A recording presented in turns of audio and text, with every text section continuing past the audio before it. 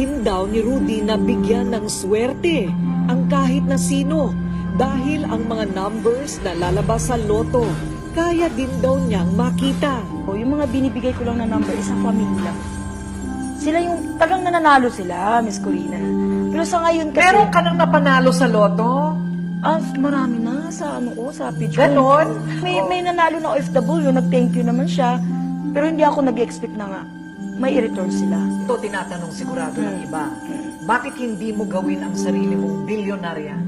Yun na nga, Miss Corina eh.